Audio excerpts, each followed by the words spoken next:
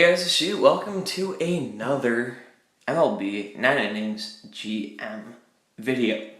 Now today I'm going to talk about a feature of this game, and you might be wondering, wow, why do you have two Mike Trouts up on your screen? Well, I actually got them both in trade offers in the last day.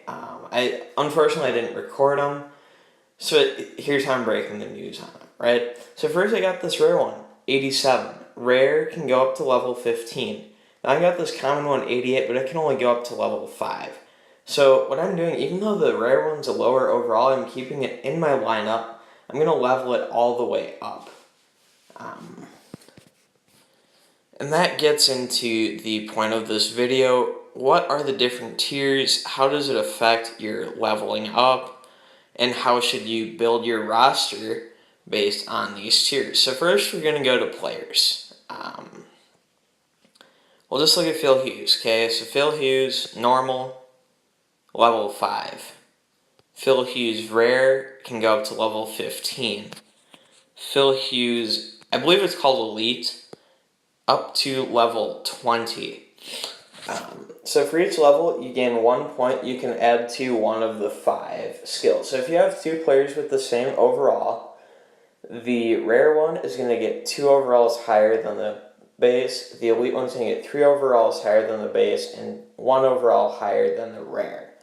So let's say you have a normal 79 versus a rare 78.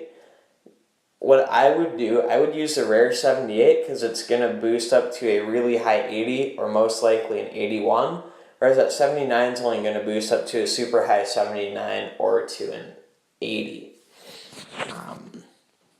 So if that makes sense.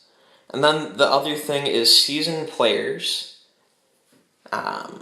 So right now I have 10 of the 18 for the month of July. We'll just look at this Altuve.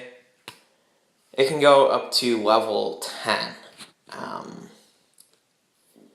So season players can go up to level 10, and then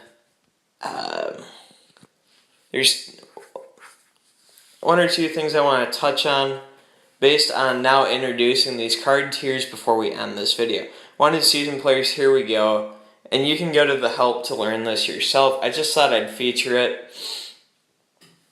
Since I can talk about it, what I think. So each month, there's players for the month. You're going to have 5 starters, 5 relievers, catcher, first base, second base, third base, shortstop, 3 outfielders. So the only thing they don't have is a DH.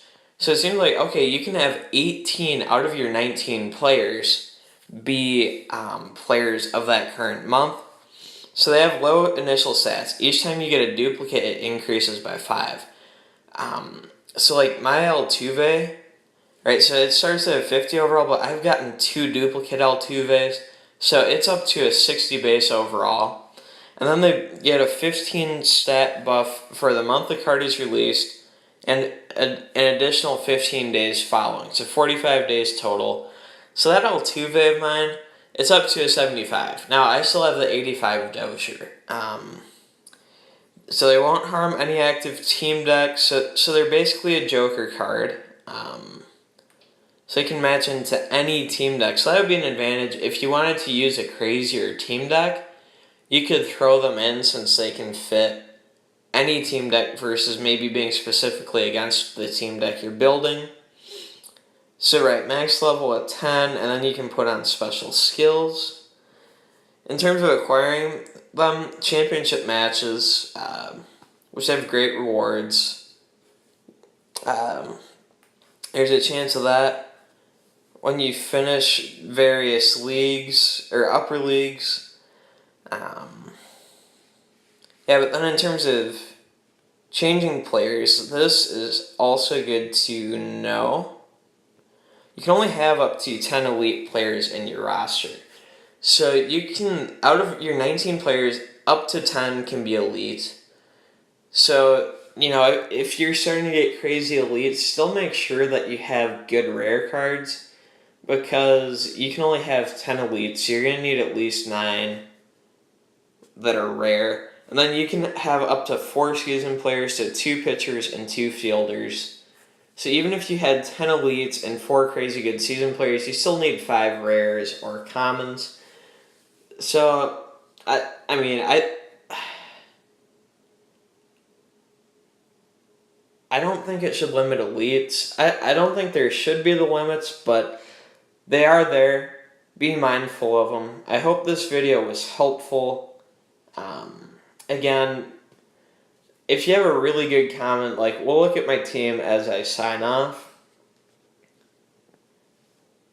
So, right, like, one of my 2 core players is a common, Bryce Harper. So, a 90, right, like, if you look at my outfield, I can't put in Trout, I can't put in Davis. So, I've got common Holiday or common Upton for common Pence. And common Pence is the highest, right?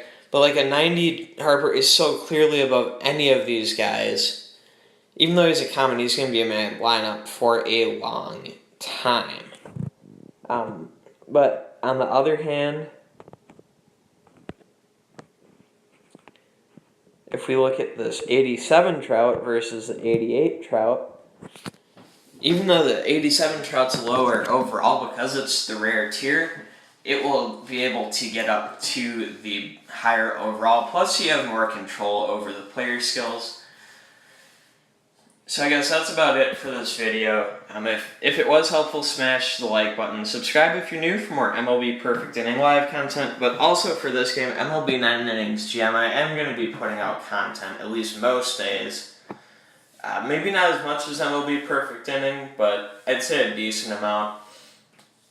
And then comment if this video is helpful, what other videos you want to see. I want to give a shout out to Steven Woolan. We've connected on Instagram. I think on YouTube he's subscribed to me by some different name, but he's been giving me basically a bunch of different questions about the game. This was one of them that I've been turning in all these questions into videos, trying to help guide people on the gameplay. So a huge shout out to him just for all the great ideas. A link to his channel will be in the description. Just as a courtesy for all the help that he's given me, even if they're honest questions, because sometimes the best videos come from honest questions from honest people who really just want to know what to do in the game.